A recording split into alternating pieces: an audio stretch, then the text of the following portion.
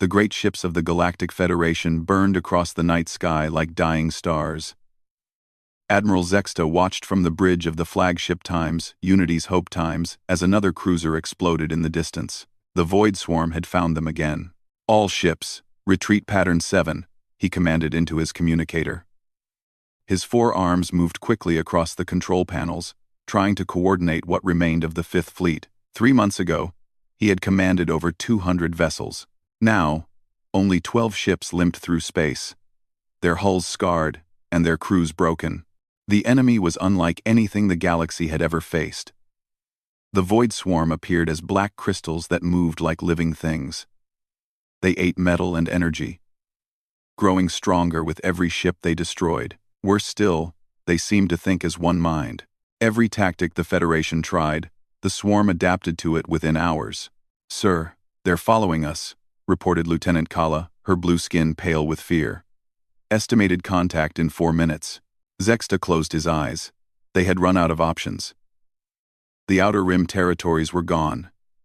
15 star systems had fallen silent. Billions of lives lost. The Federation Council was already talking about pulling back to the core worlds, abandoning half the galaxy to save the other half. "Signal the Council," he said quietly. "Tell them it's time." 3 days later, Ambassador Kethara stood in the shuttle bay of the Federation diplomatic vessel Times Harmony **. She smoothed her silver robes and checked her translator device one more time. Around her, a dozen other ambassadors from different species prepared for what might be the most important meeting in galactic history. "Remember," said Ambassador Tholak, his thick voice echoing from his rock-like body, "we must show respect. The humans are proud. They won't help us if we offend them." Kethara nodded. Everyone knew the stories about humans. They had appeared on the galactic stage only 50 years ago. But they had quickly gained a reputation for being unusual. They were the only species that seemed to enjoy war. Other races fought when necessary, but humans actually volunteered for dangerous missions. They even had something called extreme sports, where they risked their lives for fun. The Federation had kept humanity at arm's length, treating them as useful but unpredictable. Human mercenaries were excellent fighters, but they often scared their alien allies almost as much as their enemies. Most Federation members preferred to handle their own problems rather than deal with human solutions. But now, with the Void Swarm consuming everything in its path, pride was a luxury they couldn't afford. The shuttle landed on Earth with a soft thump. Kethara had never visited the human homeworld before. The air was thicker than she was used to, and there was something in it that made her nose twitch. The gravity was slightly heavier too, reminding her that humans had evolved on a death world where everything tried to kill everything else. They were escorted to a building called the Pentagon by human soldiers. Kethara noticed how the soldiers moved, always alert, always ready for trouble. Their eyes never stopped scanning for threats, even here on their own world. It was unsettling. The meeting room was simple and practical, with no decoration except flags and military symbols. A human woman in uniform waited for them at a long table. She was tall for her species, with short gray hair and eyes like cold steel. When she smiled, it didn't reach those eyes. "I'm General Sarah Chen," she said, standing to greet them. "Welcome to Earth." Ambassador Kethara stepped forward as the designated speaker. "General Chen, thank you for agreeing to meet with us. We come here in desperate need of your assistance." "I've read the reports," Chen said, gesturing for them to sit. "The Void Swarm. Nasty business. My intelligence people tell me you've lost 15 systems in 3 months. 16 now," Kethara corrected sadly. "The Altair system fell yesterday. General, our combined fleets cannot stop them. They adapt too quickly to our weapons and tactics. We need fresh ideas. New approaches." Chen poured herself a glass of water and took a sip. "And you want Earth to provide soldiers?" "Yes. Human fighters have a reputation for creativity and persistence. Our military advisors believe that human tactics might surprise the swarm long enough for us to find a weakness." "How many soldiers are you asking for?" The question caught Kethara off guard. She had expected negotiations, discussions about payment and terms. We were hoping for perhaps 10,000 troops. We know that's a large request. But Chen held up a hand, stopping her. 10,000? You think 10,000 soldiers will make a difference against something that's eaten 16 star systems? Kethara felt her hope crumbling. We understand if Earth cannot spare so many. Even a few thousand would. You don't understand, Chen said, leaning back in her chair. Her smile was becoming sharper. We're not sending soldiers at all. The room fell silent. Ambassador Tholak's rocky face managed to look confused. I'm sorry, General, but did you say you won't help? I said we're not sending soldiers, Chen repeated. We're sending something much more effective. She stood up and walked to a wall screen, which lit up with star maps showing the void swarms advance. You see, the Federation has always misunderstood humanity. You think we're just aggressive soldiers with fancy weapons. But that's not what makes us dangerous. Not. Also, then what does? Kethara asked. Chen turned around, and for a moment, Kethara saw something in the human's eyes that made her blood run cold. It was the look of a predator sizing up prey. What makes us dangerous, Chen said quietly, is that we understand monsters. We know how they think, how they hunt, how they fear. And we know how to be worse monsters when we need to be. She touched a control, and the screen changed to show a star chart. Give us the coordinates of the swarm's next target. Stay at least 5 light-years away from the combat zone. Don't try to help, don't try to interfere, and whatever you do, don't ask questions about our methods. But what are you sending? Kethara insisted. Chen's smile never wavered. But something cold entered her voice. Ambassador, your people asked for a solution to the void swarm problem. We're giving you one. The galaxy wanted humanity's help in its darkest hour. Well, congratulations. You're about to learn why humans are the things that go bump in the night. As the Federation delegation left Earth, none of them noticed the coded message that went out to classified facilities around the human homeworld. None of them saw the sealed bunkers opening for the first time in decades, and none of them understood that they had just asked the apex predators of the galaxy to go hunting. The Void Swarm had consumed 16 star systems. They were about to learn what it felt like to be prey. Dr. Marcus Webb hadn't been this deep underground in 20 years. The elevator descended for what felt like forever. Past levels marked with warnings in 12 languages. When the doors finally opened, the air smelled like antiseptic and something else, something that made his skin crawl. Welcome back to Project Pandora, Dr. Webb, said the automated voice. Red lights bathed the corridor in an eerie glow as he walked toward the briefing room.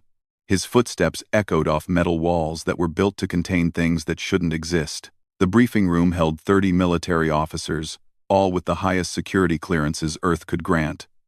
They sat in uncomfortable silence, reading files marked with black warning labels. General Chen stood at the front, her face grim. Ladies and gentlemen, she began, 43 years ago, humanity faced a choice. We had discovered faster-than-light travel, which meant we would eventually meet other intelligent species. The question was, what if those species were hostile? She touched a control, and the wall screen lit up with old video footage. It showed scientists working in laboratories, soldiers undergoing training, and other images that were harder to identify. The answer was Project Pandora. We decided to create a weapon that could never be turned against us, because it would be us. We took volunteers from our most violent criminals, our most disturbed individuals, and we changed them. Dr. Webb stood up from his seat. Even after all these years, explaining the project made him sick. The volunteers were carefully selected, he said, his voice shaking slightly. Serial killers, psychopaths, soldiers who had broken under extreme stress. People who were already lost to normal society. What did you do to them? Asked Colonel Martinez, one of the younger officers. We rewired their brains, Webb answered. Advanced neurosurgery combined with psychological conditioning we called becoming. We removed their capacity for fear, empathy, and moral restraint. We enhanced their intelligence, their reflexes, and their ability to read and manipulate others. The room was dead silent. The result, General Chen continued, is a being that thinks like a predator, moves like a shadow, and kills with the efficiency of a natural disaster. They are still technically human, but they are something else entirely. We call them the Nightmare Division. Captain Rodriguez, a veteran of 3 wars, raised her hand. How many are there? 57 survived the conditioning process, Chen answered. They've been in stasis for 40 years, waiting for a threat that required their unique skills. And the Void Swarm qualifies? Chen nodded. The swarm thinks like a hive mind. They have no individual fears or psychological weaknesses that normal tactics can exploit. But our nightmares don't think like normal humans. They think like the things that hunt in the dark. Dr. Webb pulled up another screen showing medical charts. Each operative has a different specialization. Some focus on infiltration, others on psychological warfare. A few specialize in what we call terror tactics, methods designed to break an enemy's will to fight. Are they controllable? Asked General Adams. The question hung in the air for a long moment. Chen exchanged a look with Dr. Webb before answering. They are mission-focused, she said carefully. Once given a target, they will eliminate it with perfect efficiency. But they are not soldiers who follow orders. They are apex predators who hunt. The difference is important. Elsewhere in the facility, Colonel Maria Santos walked through corridors that most of Earth's military didn't know existed. Her footsteps echoed in the silence as she approached the stasis chambers. She had been here before. Many times. She was one of the few people alive who had worked directly with the Nightmare operatives. Santos herself was a former operative. She had been one of the first volunteers for the project, back when she was a broken soldier suffering from severe combat trauma. The conditioning had worked too well on her, turning her into something that barely qualified as human. It had taken years of therapy and partial brain surgery to bring her back enough to function in normal society. But she remembered what it was like to be one of them. She remembered the hunger, the complete absence of fear, and the terrible clarity that came with having no moral limits.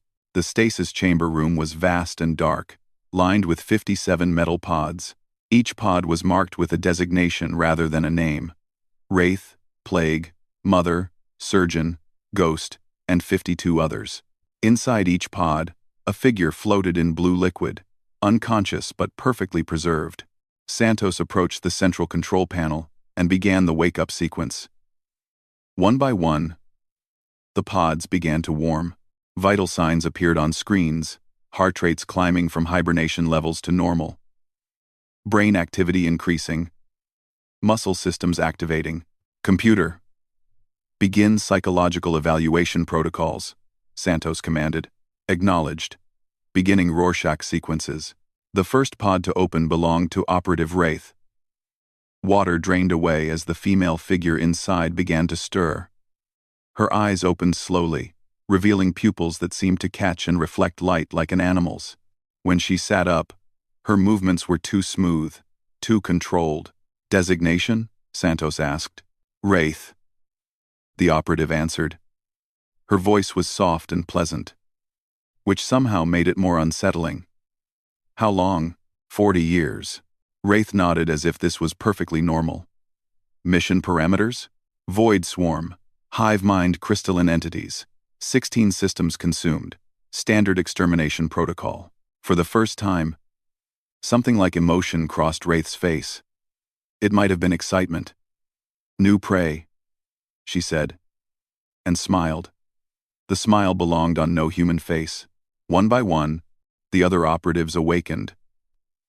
Plague stretched like a cat and immediately began analyzing the chemical composition of the air. Mother hummed a lullaby while examining her fingernails, which had been surgically sharpened into claws.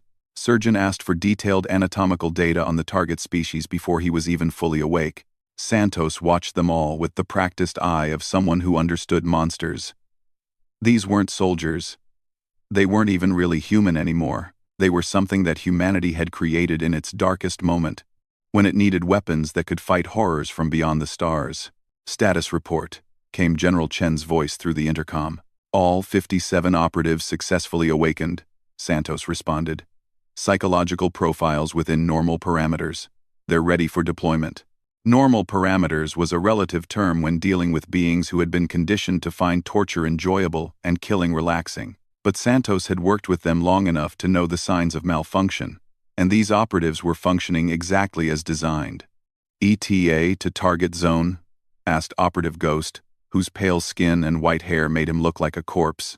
72 hours, Santos answered.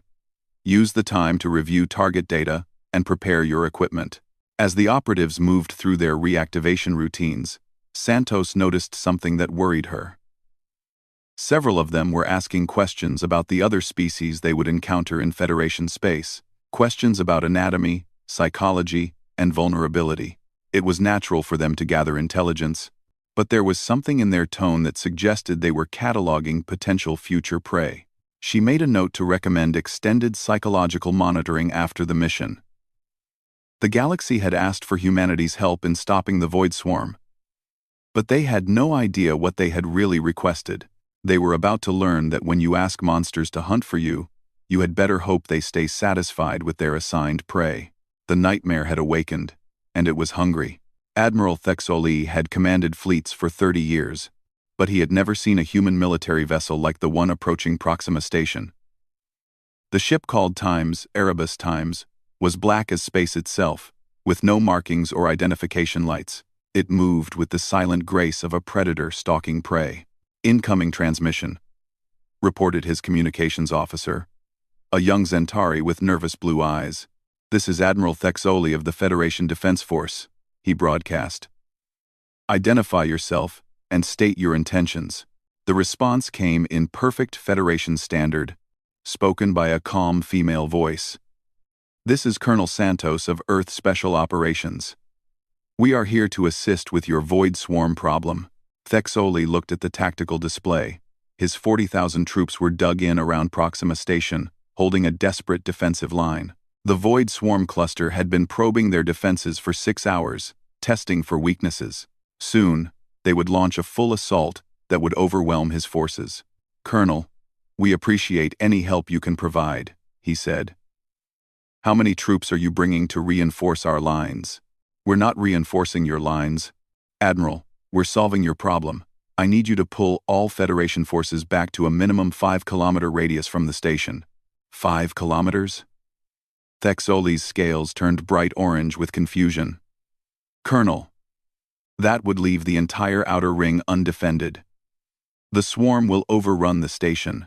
Admiral, trust me on this. What we're deploying doesn't distinguish between friend and foe. Keep your people clear, and the Void Swarm will cease to be a problem. Before Thexoli could respond, strange energy readings began appearing on his sensors. Some kind of electromagnetic storm was forming around the station, making it impossible to get clear readings of what was happening. Sir, his tactical officer said, I'm detecting 57 small objects launching from the human vessel. They're moving too fast to track properly. 57? Thexoli couldn't believe it. They're sending 57 troops against a swarm cluster? Deep in the ventilation shafts of Proxima Station, Operative Wraith moved like liquid shadow. The metal ducts were barely wide enough for her slim frame, but she navigated them with perfect silence. Behind her, Ghost and Plague followed different routes toward their assigned positions. The conditioning had changed more than their minds. Their bodies had been enhanced as well. Reflexes faster than any normal human. Muscles that never seemed to tire. And senses that picked up things others missed. Wraith could smell the fierce sweat of the Federation soldiers 3 levels below. She could hear their heartbeats through the metal walls. But more importantly, she could sense the Void Swarm. They gave off a psychic resonance that felt like static in her brain. Normal humans found it disturbing. Wraith found it delicious. She dropped silently into a storage room and checked her equipment. The knife at her hip was made from a metal that could cut through swarm crystal armor. The small grenades on her belt contained chemical compounds designed to disrupt their hive mind communications. But her most effective weapon was something the Federation couldn't understand: her complete lack of fear. The first Void Swarm drone she encountered was examining a broken power conduit. The creature looked like a walking crystal formation, about the size of a large human, with multiple arms ending in sharp cutting tools. It sensed her approach and turned, its faceted eyes glowing red. Wraith smiled at it. The drone's attack came with mechanical precision, its crystal arms slashing toward her center mass. She moved aside with lazy grace and drew her knife in one smooth motion. The blade slid between the creature's armor plates and found the neural core hidden inside. But instead of killing it immediately, she left the blade in place and twisted it slowly. The drone's crystalline structure began to vibrate, sending distress signals to its hive-mind companions. Wraith tilted her head and listened to the psychic, screaming with the appreciation of someone enjoying beautiful music. When she finally finished the kill, she left the body arranged in a specific pattern, arms crossed, head tilted at an unnatural angle. It was a message, though the Void Swarm wouldn't understand it yet. Sergeant Bex Ran of the Sorok Defense Corps had fought in 12 major battles during his career. His reptilian species was known for their courage in combat, and he wore his scars with pride. But as he moved through the lower levels of the station, something felt wrong. The air was too quiet. The Void Swarm drones should be everywhere by now, but he hadn't encountered a single live one. What he had found were bodies, dozens of them, all killed in ways that made no tactical sense. One drone had been hanging upside down from a ceiling mount, its crystal core carved out with surgical precision. Another had been posed sitting in a chair, its arms arranged as if it was relaxing. A third had been completely dismantled, its parts arranged in a perfect spiral pattern on the floor. "Command, this is Bex Ran," he whispered into his communicator. "Something's hunting the swarm down here." "Confirmed, Sergeant. We're getting similar reports from 12 other teams." "What are you seeing?" Before Bex Ran could answer, he heard a soft sound behind him. He turned and found a human crouched over the remains of 3 more drones. The human was methodically removing their neural cores with what looked like medical instruments. The human looked up at him, and Bex Ran felt his blood turn to ice. The creature's eyes reflected light like an animal's, and when it smiled, he could see that its teeth had been surgically sharpened to points. "Are you human?" Bex Ran managed to ask. The thing tilted its head like a curious predator. "I used to be," it said in a voice that was perfectly calm and utterly wrong. "My designation is Surgeon, and you're not my target." Without another word, Surgeon returned to its work, humming softly as it dissected the alien corpses. Bex Ran backed away slowly, his warrior instincts screaming at him to run from something that was fundamentally wrong. In the station's central hub, Operative Mother had found something interesting. A cluster of Void Swarm larvae had been hidden in a storage compartment, probably left there during a previous scouting mission. The young creatures were only the size of human children, their crystal bodies soft and still developing. Mother gathered them carefully in her arms, making soft cooing sounds. Her maternal conditioning was one of the stranger aspects of her psychological modification. She had been programmed to care for young creatures with intense devotion. The fact that these were enemy aliens didn't matter to her rewired brain. She found a quiet room and began feeding the larvae with energy cells she had prepared. She sang to them in a soft, sweet voice while they ate. For almost an hour, she cared for them with genuine affection. Then, when they had grown large enough and alert enough to understand fear, she began her real work. The psychic screams of the tortured larvae echoed through the swarm's hive mind, carrying with them a message of absolute terror. Mother's conditioning had taught her exactly how to maximize psychological impact.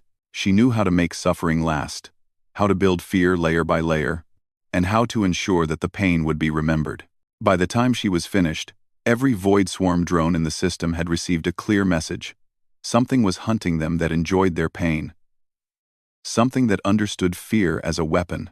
Admiral Thexoli watched his sensor displays in growing horror as reports came in from across the station. His troops were finding swarm corpses everywhere, but no sign of the humans who were supposedly helping them. "Sir," his communications officer said, "we're detecting massive swarm movement. The entire cluster is... they're retreating." "Retreating?" Thexoli stared at the display. In the 3 months since the Void Swarm had first appeared, They had never retreated from anything. They consumed, they adapted, they advanced. They did not run. Confirmed, sir. All swarm units are moving away from the station at maximum speed. They're not even taking their dead with them. A new transmission came from the human ship. Admiral Thexoli, this is Colonel Santos. The immediate threat has been neutralized. We'll be collecting our people and departing within the hour. Colonel, what did your people do down there? The pause before her answer was long enough to make Thexoli nervous. We solved your problem, Admiral. I suggest you don't look too closely at the methods. Some things are better left unknown. As Federation cleanup crews moved through the station, they found evidence of something that violated every convention of civilized warfare. The nightmare operatives had turned killing into art, fear into science, and death into a message. The galaxy had asked humanity for help. They were beginning to understand what humanity considered helpful. The void swarm cluster that had terrorized 3 star systems was running. For the first time in their collective memory, they were prey instead of predator. The hive mind buzzed with confusion as reports flooded in from across their territory. Something was hunting them. Something that understood fear. Operative Wraith tracked the fleeing swarm ships through the asteroid field, where they had taken refuge. She moved from rock to rock in her personal stealth suit, studying their defensive patterns. The swarm had pulled their forces into a tight formation, trying to use numbers as protection. They didn't understand that numbers meant nothing to a creature that thought like pure predator. She activated her communicator with a thought. Plague, Ghost, are you in position? Affirmative, came Plague's voice. He was drifting in space between 2 large asteroids, completely invisible to swarm sensors. His suit was designed to mimic the chemical signature of space debris. Ready, Ghost reported from his position inside a derelict ship. He had been waiting motionless for 6 hours, his enhanced metabolism keeping him alert and patient. Wraith studied the swarm formation through her scope. 47 ships clustered around a massive command vessel. The hive mind would be coordinating from that central ship, which made it the primary target, but killing the queen too quickly would be wasteful. Begin Phase 1, she commanded. Plague activated the first surprise. The space debris around the swarm formation wasn't natural. Over the past day, the nightmare operatives had seeded the area with devices that looked like broken metal and rock. Now those devices came alive. Micro-explosives began detonating throughout the formation.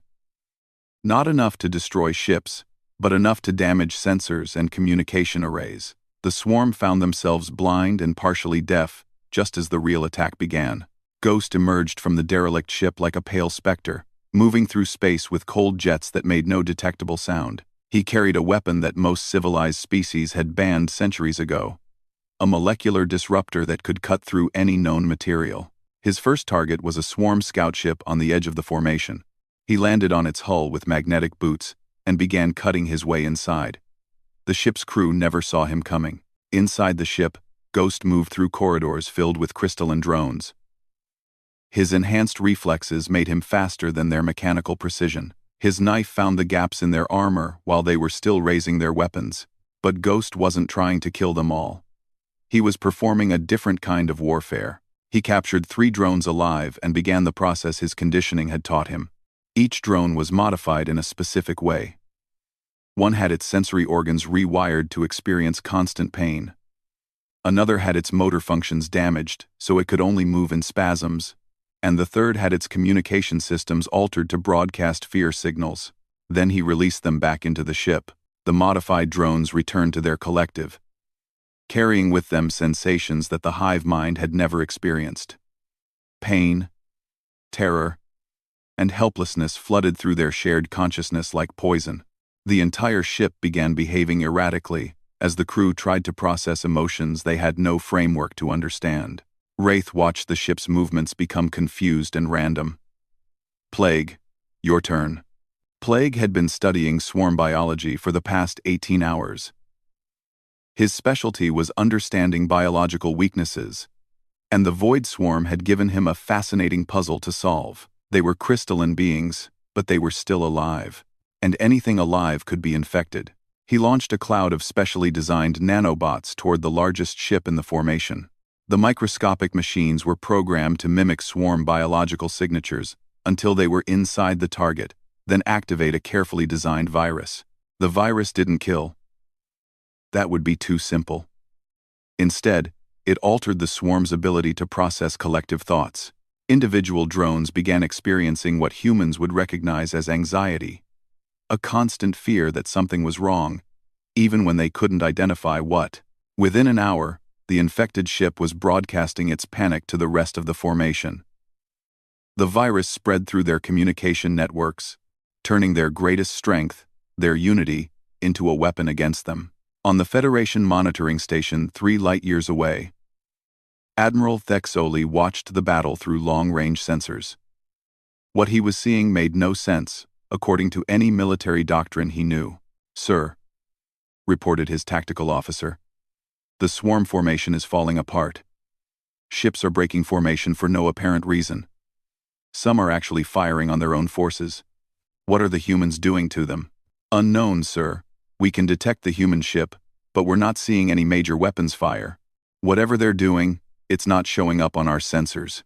Dr. Yeloth, the Federation's leading expert on swarm behavior, studied the readings with growing alarm. "Admiral, this is wrong. The swarm doesn't behave this way. They don't panic. They don't break formation. And they absolutely never attack their own." "Then what's happening to them?" "They're being driven insane." Operative Mother had found her perfect hunting ground on a swarm mining ship. The vessel was filled with young drones who had been bred specifically for excavation work. They were smaller than warriors, less aggressive, and completely unprepared for what she represented. Mother moved through the ship like a nightmare fairy tale. She gathered groups of young drones and told them stories in their own language, which she had learned by dissecting their communications. The stories were about creatures that hunted in the dark, things that ate fear and pain. As she spoke, she demonstrated her points with live examples. A young drone that interrupted her story found itself paralyzed but conscious, while she slowly removed its external sensors. Another that tried to escape discovered that its legs no longer worked properly, forcing it to crawl. The horror was carefully calculated. Mother understood that the young drone's terror would be transmitted back to their parent hive through their neural links. Every scream, every moment of agony, was being broadcast to thousands of adult drones who were biologically programmed to protect their young. The psychological damage was devastating. Adult swarm drones began abandoning their assigned positions to rush toward the mining ship, driven by parental instincts they had never had to use before. Their careful, tactical coordination dissolved into desperate rescue attempts. By the time they reached the mining ship, Mother was gone. All they found were their young, arranged in complex patterns that told a story of slow, methodical, artistic cruelty. Operative Surgeon had a different approach. He had captured a swarm command drone and taken it to a small asteroid where he could work in private. His specialty was understanding how things worked and how to break them in precise ways. The command drone was one of the hive mind's coordination nodes, responsible for relaying orders to dozens of ships. Surgeon kept it alive while carefully damaging specific neural pathways, creating communication errors that spread through the network like digital cancer. Orders became garbled. Navigation data became corrupted.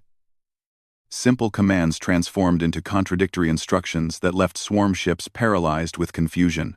But Surgeon's real masterpiece was psychological. He programmed the drone to broadcast a very specific message through the hive mind. The sensation of being dissected while fully conscious and aware. Every drone in the network suddenly understood what it felt like to be helplessly torn apart by something that enjoyed the process. The effect was immediate and catastrophic. Swarm ships began fleeing in random directions, their crews too terrified to think clearly. Some ships shut down completely, their crews paralyzed by existential terror they had no capacity to process. Colonel Santos watched the battle unfold from the bridge of the Times Erebus asterisk. Her screens showed a tactical situation that would have been impossible to explain to any normal military officer. 57 operatives were systematically destroying a force thousands of times their size without using any major weapons. "Operative status report," she requested. "All operatives functioning within normal parameters," came the reply. "Target elimination proceeding ahead of schedule." Estimated completion time: 6 hours. Casualties? None. Santos nodded. The Nightmare Division didn't take casualties in any conventional sense. They were too fast, too smart, and too utterly without mercy to be caught by any enemy that fought fair. And the Void Swarm, despite their adaptability, had never encountered an enemy that fought purely through psychological warfare. "Colonel," came a transmission from Admiral Thexoli. "We're detecting massive swarm movement throughout the sector. They're abandoning their positions and fleeing toward the galactic rim." "Confirmed, Admiral. Our operation is proceeding as planned." "Colonel, what exactly are your people doing?"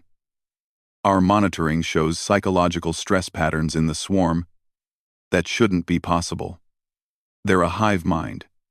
They don't experience individual fear." Santos was quiet for a moment.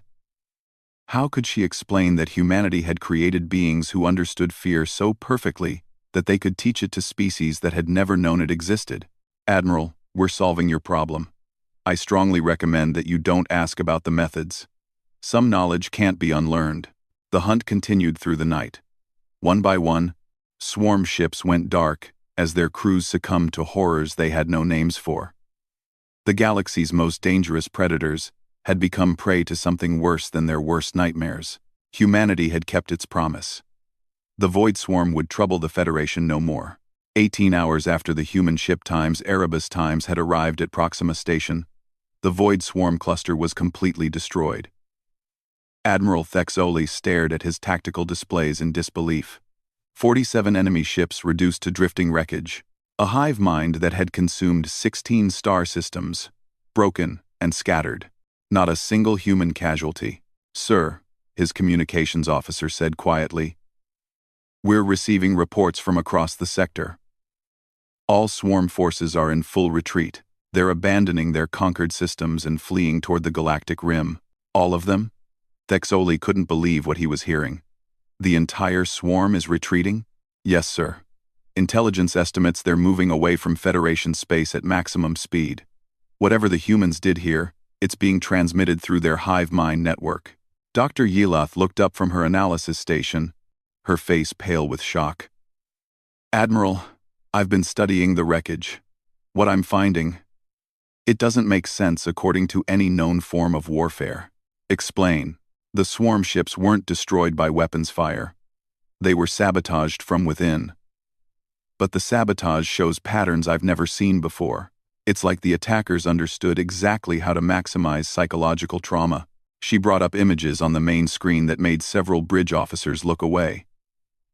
"This isn't random destruction. This is systematic, artistic cruelty.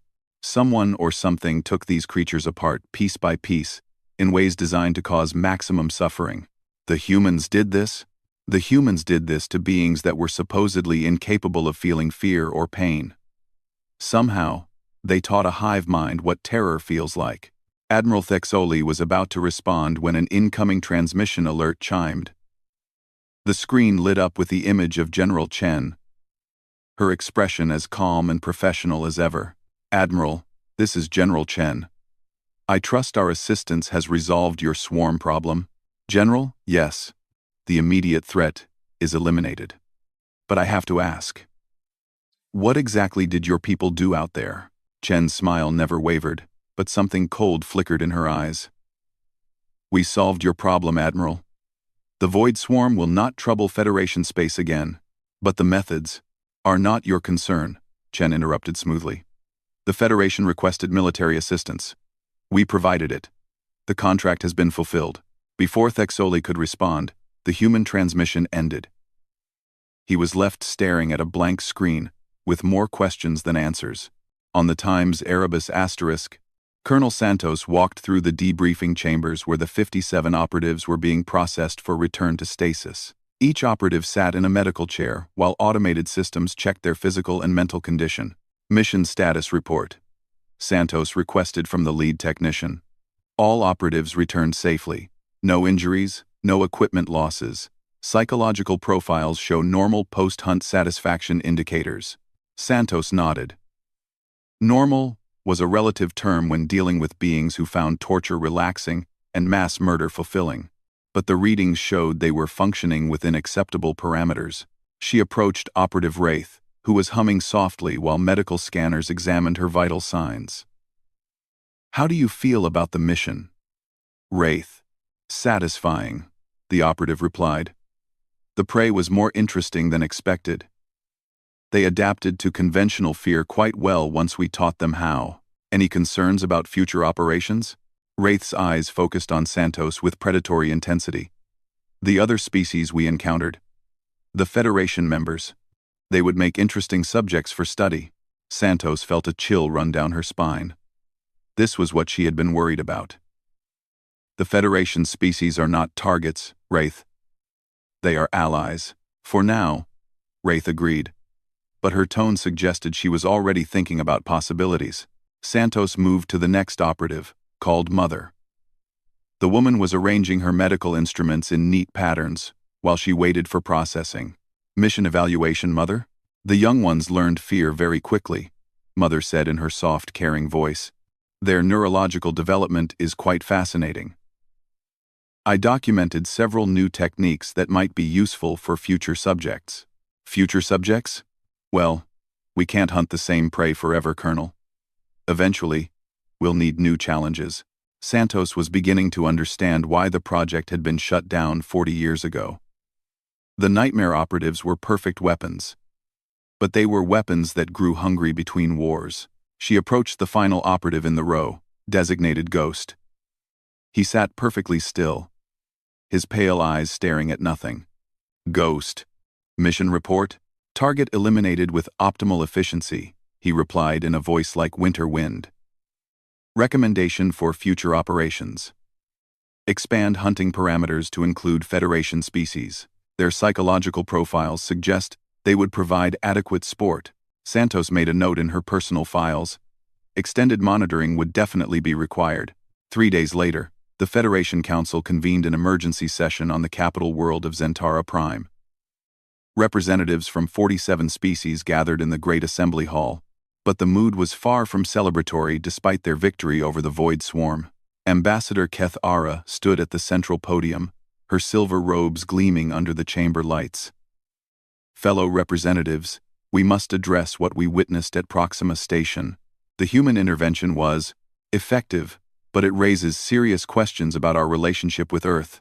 Ambassador Tholak, his rocky form towering over the others, spoke first. "The reports from the battle site describe methods that violate every known convention of civilized warfare. What the humans did to the Void Swarm was not military action. It was systematic torture." "And yet," interjected Ambassador Velna of the Hegemony, "it worked. The swarm that had consumed 16 systems is gone, fleeing toward the rim in terror. That is the result we wanted." "At what cost?" demanded Representative Jokha from the Peaceful Systems Alliance.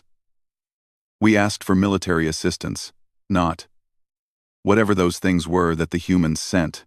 Keth Ara activated the chamber's display system, showing recorded footage from the battle. Intelligence analysis indicates that the human operatives were not ordinary soldiers. Their behavioral patterns, their methods, their complete disregard for the psychological welfare of their enemies. These are not the actions of a civilized military force. The chamber fell silent as the implications sank in. "What are you saying, Ambassador?" asked Tholak. "I'm saying that humanity may have sent us monsters to fight monsters. And now that the monsters have won, we need to decide what to do about them." Dr. Larenha, the Federation's chief psychologist, stood to address the assembly. "I've reviewed all available data from the incident. The human operatives displayed behavioral patterns consistent with severe antisocial personality disorders. They showed no empathy, no moral restraint, and what appears to be genuine pleasure in causing suffering." "You're describing psychopaths," said Velna. "I'm describing weapons in human form," Larenha corrected.